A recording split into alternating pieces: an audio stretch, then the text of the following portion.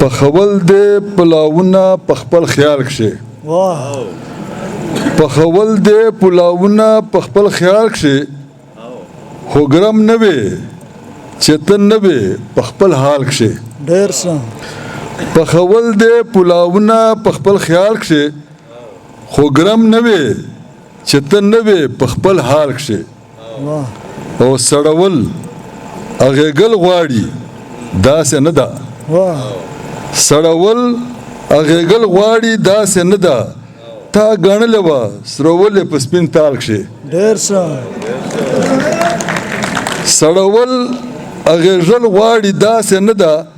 تا ګڼلې وه سرولې په سپین تال کښې ډېر ښه او دا زما او ستا په خوښه باندې نه ده دا زما او ستا په خوښه باندې نه ده هغه پیښه شي چې نه دې وي په خیال کښې ډېر ښه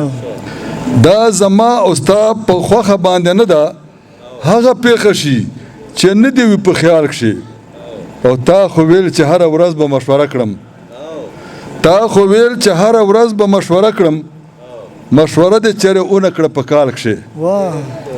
او چې هجران چاړه په لاس ورته ولاړ وي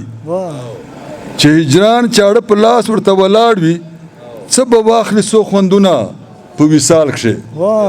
ډېر ښه چې هجران چاړه په لاس ورته ولاړ وي څه به واخلي څو خوندونه په وصال کښې او چې د لاس ور مزی نه وي حق د نشته چې د لاس ور مزی نه وي حق د نشته دا غلطه ده چې هر څه دي په سوال کښې ډېر ښه په درخواستو نه ده کله کله به لاس پر ور مزی کوي صحیح چې د لاس ور مزی نه وي حق د نشته دا غلطه ده چې هر څه دي په سوال کښې او زه احمد کمکل نه یم هوښیار یم زه احمد کمکل نه یم هوښیار یم تور داغونه دې ښه وینم په سپین شال کښې ډېر ښه که هر څو اوس پسې ژاړې هسې ژاړې واپس کېږي نه له خولې توکلې لاړې ډېر ښه که هر څو اوس پسې ژاړې هسې ژاړې واپس کېږي نه له خولې توکلې لاړې او وخت او بخت د دې نیمګړې نیمه خوا دي وخت او بخت د دې نیمګړې نیمه خوا دي چې اعتبار دې پرې ونه شي که نه لاړې ډېر ښه او په ځوانۍ کښې د ځوانۍ قدر دې نه کړو په ځوانۍ کښې د ځوانۍ قدر دې نه کړو په پیرج کښې مه وایه پکښې غوړاړې ډېر ښه په ځوانۍ کښې د ځوانۍ قدر دې نه کړو په پیرۍ کښې مه وهه پکښې غوړاړې او سپین میدان کښې مې لیدلی بوزدله ډېر سپین میدان کښې مې لیدلی بوزدله نن زما تر مخ به نه کړې غوړې غاړې ډېر ښه او بیا به هلته ارمان درشي وخت به تیر وي بیا به هلته ارمان درشي وخت به تیر وي چې جنډې شنې مې په قبر وي ولاړې